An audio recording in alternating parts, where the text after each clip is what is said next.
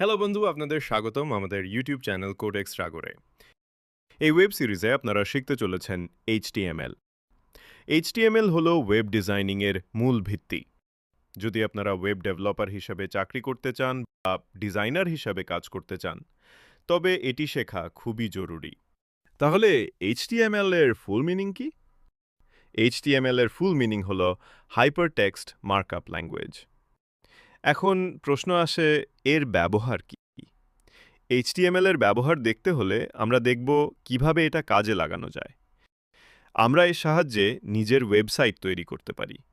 আমরা এর মাধ্যমে নিজের ওয়েব পেজ তৈরি করতে পারি। এখন প্রশ্ন হলো, ওয়েব পেজ আবার কি? একটা ওয়েব পেজ কেমন হয়? ধরুন আপনি কোনো ওয়েবসাইট দেখেছেন। সেই ওয়েবসাইটে কিছু পেজ থাকে, যেমন about us page, gallery page, contact us page ইত্যাদি। এসবকেই আমরা বলি ওয়েব পেজ, কারণ এগুলো ওয়েবসাইটে দেখা যায়। ঠিক আছে? তাহলে এর দ্বিতীয়, এখন যেহেতু একটা বিপ্লব এসেছে ওয়েব থেকে মোবাইলে, তাই মোবাইল ডেভেলপমেন্ট এখন অনেক বড় একটি সুযোগ এবং ক্যারিয়ার। আপনি মোবাইল অ্যাপ্লিকেশন ডেভেলপমেন্ট করতে পারেন। এখন প্রশ্ন আসে, মোবাইল অ্যাপ্লিকেশন তো জ্যাভা দিয়ে তৈরি হয়। না, এখন মোবাইল অ্যাপ্লিকেশন আপনি এইচটিএমএল, সিএসএস এবং জাভাস্ক্রিপ্ট ব্যবহার করেও তৈরি করতে পারেন। যেমন এখানে আমি দুটি ফ্রেমওয়ার্কের নাম লিখেছি, ফোনগ্যাপ আর আয়োনিক।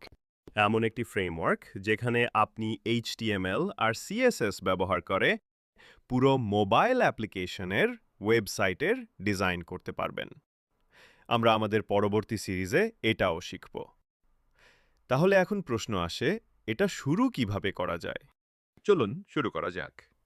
এটা শুরু করার আগে আমরা একটা কথা বলি। আমরা এইচটিএমএল এর কোন ভার্সন শিখতে যাচ্ছি? আমরা শিখব HTML5। HTML5 হলো এখন পর্যন্ত সবচেয়ে লেটেস্ট ভার্সন, যেখানে অনেক নতুন ফিচার আছে।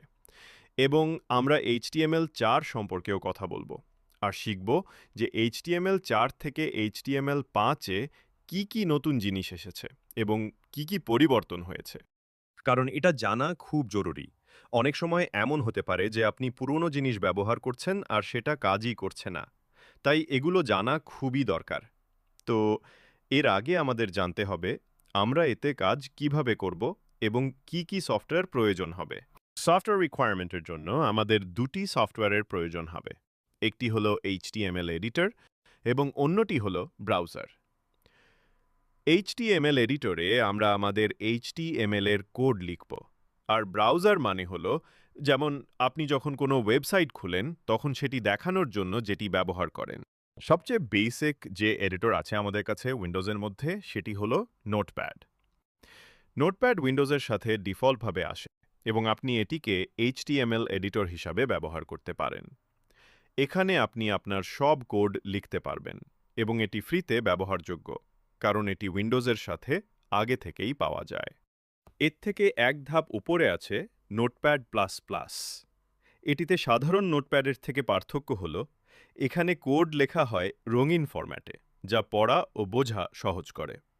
যখন আমরা পরবর্তী ওয়েব সিরিজ দেখব, তখন আমরা সমস্ত কোড নোটপ্যাড প্লাস প্লাসে লিখব।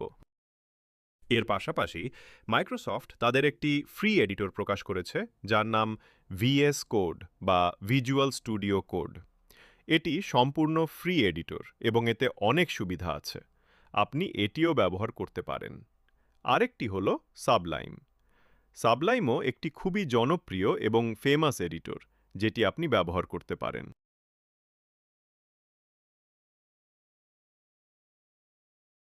এখন প্রশ্ন আসে, আমরা কোন ব্রাউজার ব্যবহার করব? এ পর্যন্ত সবচেয়ে জনপ্রিয় ব্রাউজার হলো গুগল ক্রোম। গুগল ক্রোমের বিশেষত্ব হলো এটি ওয়েবসাইট দ্রুত খুলে এবং এটি আপ টু ডেট, মানে সবসময় নতুন প্রযুক্তি সমর্থন করে। আর পাশাপাশি মজিলা কোম্পানির ফায়ারফক্স আছে। এটিও একটি খুব ভালো ব্রাউজার। আরেকটি যা খুবই পুরনো এবং সবার জানা আছে, ইন্টারনেট এক্সপ্লোরার। এটি আপনি ব্যবহার করতে পারেন। যদি আপনি উইন্ডোজ 10 ব্যবহারকারী হন, তাহলে মাইক্রোসফটের আরেকটি আপডেট ব্রাউজার আছে, সেটিও ব্যবহার করতে পারেন। সাফারি যদি আপনি ম্যাক ব্যবহারকারী হন তবে নিশ্চয়ই জানবেন যে ম্যাক ল্যাপটপে ডিফল্ট ব্রাউজার হিসাবে আসে সাফারি। সাফারি হলো তাদের ডিফল্ট ব্রাউজার। এটি উইন্ডোজেও ব্যবহার করা যেতে পারে, তবে মানুষ এটি উইন্ডোজে কম এবং ম্যাকে বেশি ব্যবহার করে। অপরা ও একটি খুবই জনপ্রিয় ব্রাউজার। মানুষ এটিকে সাধারণত মোবাইলে বেশি ব্যবহার করে, যদিও এটি উইন্ডোজ এবং ম্যাকেও ব্যবহার করা যায়, কিন্তু মোবাইলে এটি বেশি ব্যবহারযোগ্য।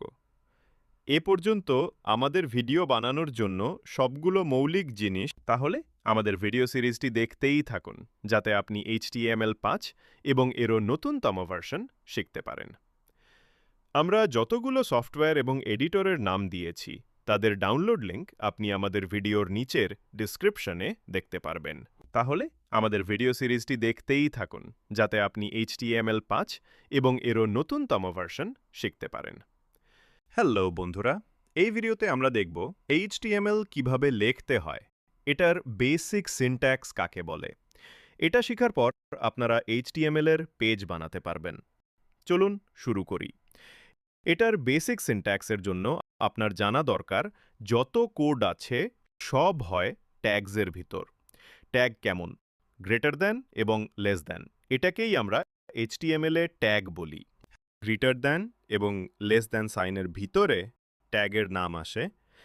এটা আমরা সামনের ভিডিওতে দেখব। আলাদা আলাদা ট্যাগস, এক এক কাজের জন্য এক এক ট্যাগস। হেডিংয়ের জন্য আলাদা ট্যাগস, প্যারাগ্রাফের জন্য আলাদা ট্যাগস, সব জিনিসের ট্যাগ আলাদা। ভিডিও লাগানোর ট্যাগস আলাদা, IMG লাগানোর ট্যাগস আলাদা।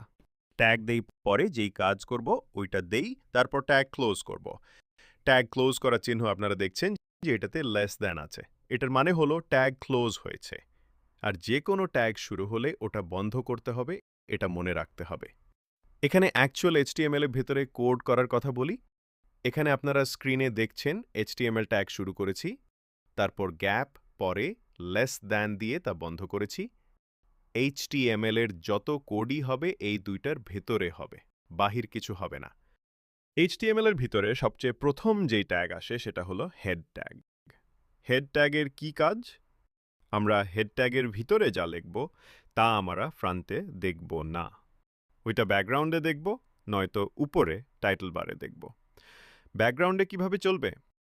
ফিউচারে আমরা CSS শিখব। তখন CSS এর সব কোড আমরা হেড ট্যাগের ভিতরে দিতে পারব। ফিউচারে আমরা জাভাস্ক্রিপ্ট শিখব। তখন জাভাস্ক্রিপ্টের সকল কোড হেড ট্যাগের ভিতরেই হবে। ঠিক আছে?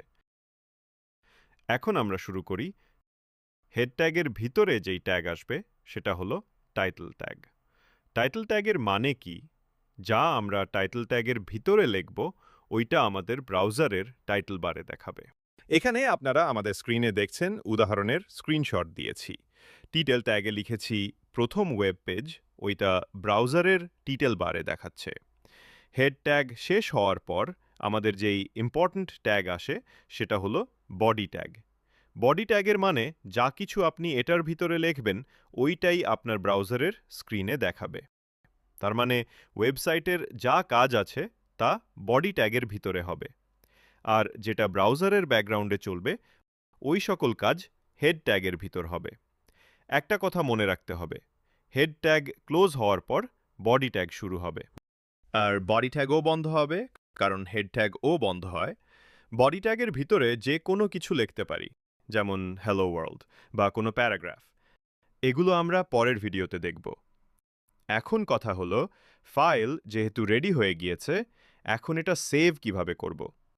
এটা আলাদা গুরুত্বপূর্ণ একটা টপিক, সেভ কিভাবে করব। HTML ফাইল সেভ করার সময় আপনারা ফাইলের নাম দিবেন ডট এর পরে HTML। যদি আপনারা ফাইল নাম এর পর .html না দেন তাহলে ফাইল ব্রাউজারে রান হবে না। ওইটা নর্মাল টেক্সট ফাইল হয়ে যাবে, তাই এটা মনে রাখতে হবে। এই ভিডিওর এই পর্যন্ত আমরা দেখেছি কিভাবে HTML বেসিক সিনট্যাক্স করা লাগে। পরে ভিডিওতে আমরা এটার প্র্যাকটিক্যাল করব। দেখতে থাকেন আমাদের ওয়েব সিরিজ। ধন্যবাদ। আমাদের ইউটিউব চ্যানেল কোড সাগরে আপনাদের স্বাগতম। এখানে আপনারা বাংলায় HTML শেখার তৃতীয় টিউটোরিয়ালটি দেখছেন। আমরা গত ভিডিওতে দেখেছি কিভাবে আমরা HTML এর বেসিক সিনট্যাক্স ব্যবহার করি। এতে আমরা ব্যবহারিকভাবে দেখব